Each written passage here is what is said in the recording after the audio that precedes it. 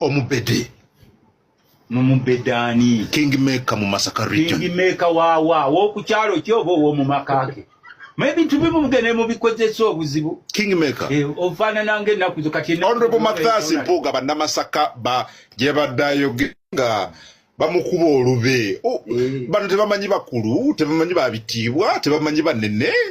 sajja ayogera laga nzira balaga Kyagulanyi wano ne batandika okukuba olube kyekyabadde Masaka sebo mukulu Sebuliba German 07 mukulu Sebuliba German webale kubanga mu Busiraamu bagamba nti omuntu bw'aba agenze tebamwogerako oyo twamugamba dda politically inna lillahi wa inna ilaihi raji'un yagenda politically mu Busiraamu omuntu bw'aba afudde tebamwogerako kati ne mu byobufuzi bw'aba yagenda totumalira budde bwaffe kwogera ku mugenzi ani yagenda oyo yagenda mu byobufuzi mu bedde wogoba bidyogerako sagala kumwogerako kubanga olumu agenda n'aleeta ng'anoonya likes nti tukole kino batogereko kati tudiscussing ku bitutwala mu maaso inna lillahi wa inna politically inna lillahi raji'un yagenda oyo twamubuulira yajja n'amala talina kyali former leader of opposition mukama wo mu parliament because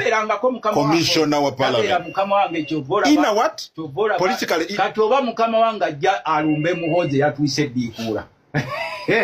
wamulideko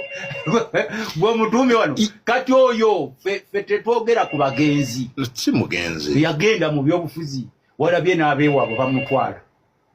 bamukubye olube kyetubagamba be humble there is nothing cost you ng'obadde humble nabadde basubira okuwuliriza omwana waabwe kyawulira oyo yagenda yafadde mu byobufuzi aliwo kati ku lifeline ya regime era regime bwegenda naye adduka teweekanga nga Museveni bamugobye nga yasooka ku mugugu nga ne muhozi tannalinnyonnyola ate ow'ekitiibwa muki nange ndi wa kitiibwa muki naawe oli wa kitiibwa ono yali mukungu Emmengo kubeera omukungu yasoose ye yasookayo oyagala kutugamba mbu yasoose n'olwekyo tumukongojje totere kusaba mbu omukungu wuyo mu mukongojje ayingira studio Honorable Mathias oyo nkugambye mu Busiraamu bwe tumala okwogera inna lillahi wa inna ilaihi raji'un tetuddamu kwogera ku mugenzi I have news for you tewali mawulire ali mu kutambula tewali atambula mu biki naawe buli yali ku Jema jo yakosa gye badde ku FDC leero agenda ku UPC akola consultations ku reforms oyo wegaba masanyalaze n'akasimu tekakakya jinga kamegen oyo wegaba masanyalaze n'akasimu tekagakyajinga kakati oyo aliwo namwe munziki nange munzikiri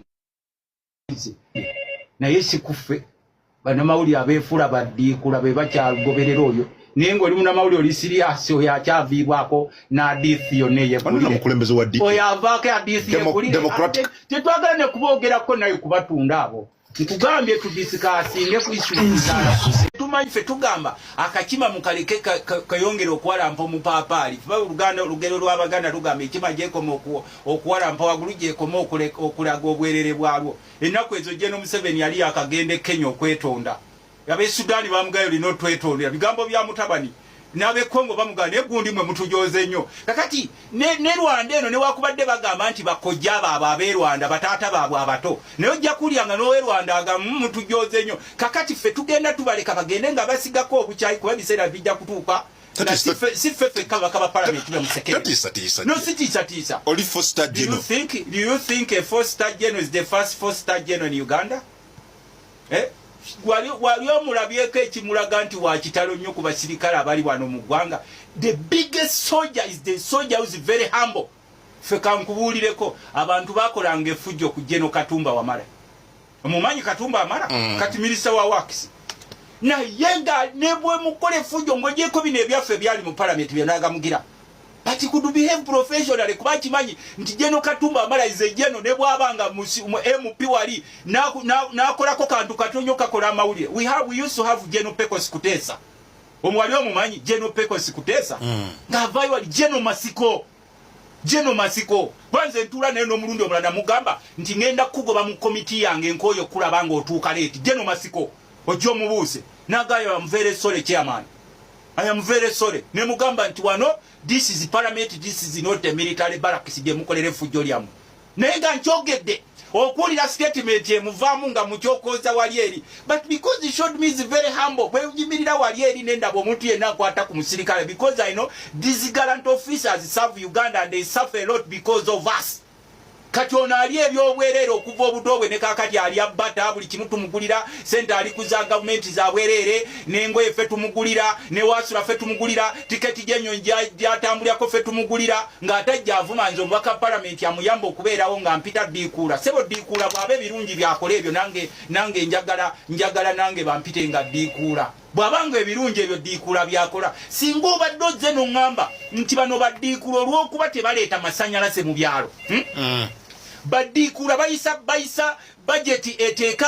eddagala mu ddwaliro n'eteri ddwaliro lya gavumenti lyosanga mu ddagala bano Badikuula bagamba nti gavumenti erina emirembe naye ng'abantu bagobwa ku nnyanja bakubwa emiggo bakubwa amasasi ku nnyanja Badikuula beeyita ababaka ba palamenti naye ng'abantu bali eno wansi basafalinga tewaliwo ene project egenda kuyamba muntu wa wansi gye bateekamu maanyi n'olabira ddala nti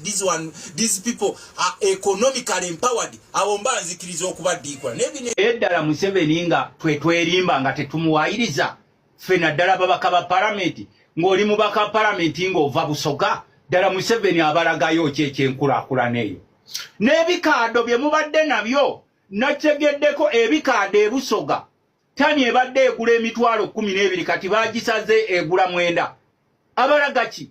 Busoga yalina gye baali bayita the most industrialized city of Uganda kati olwaleero osangayo matongo ne babateekerawo enankana akambusimayi gavumenti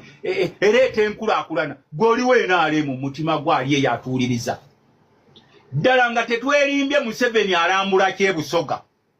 naawe kyosobola okulaga nti kino akitaddewo kyekijja abasoga mu bwavu kuba ne busoga nayo njavu waliwo tugira gyali eyo ati gyali naye abalaga president yabadde musanyufu naye musanyufu era yabadde musanyufu ne PDM performance mu district y'Eruka nga PDM ekoze nenga generally wenjagala tugende president ali mu kulambula okulaba performance ya parish development model mu busoga enteekateeka jaga nti egenda kujja abantu mu bwavu and waliwo a lot of excitement abasoga okulaba no excitement yeriruda the excitement will always be there olaba n'enkoko bwe ziba zirwana nazo abantu bakuŋŋaanaawo ne baba ne excitement even ne seggwanga nga zirwana eno population gy'oleese terina mirimu abavubuka ne bagraduate nga tebalina mirimu bakadde babwe ne batunda ne ku bibanja babawerere ate olumala okubawerera ate n'emirimu nagyo gyakugulibwa what a government president PDM egenda kuyambako kujja bantu bayambako it been in power for the last 39 years kikyokoledda Busoga sub-region ng'ogyeko okulonda baminisita abakubira mu ngalo ne bakukubira mu ngalo baba twenda okubonaku naye nga baba alina kiyayidanga ngalonsa teziriimu bulwe tugenda mu kalulu ne baleetayo ebipulogulamu ebiguumaaza abantu kubajja mu baba twenda okubonaku wano naye nga baba talina kyaleese abantu babeeranga ku nnyanja nga bavuba beebusoga bagobayo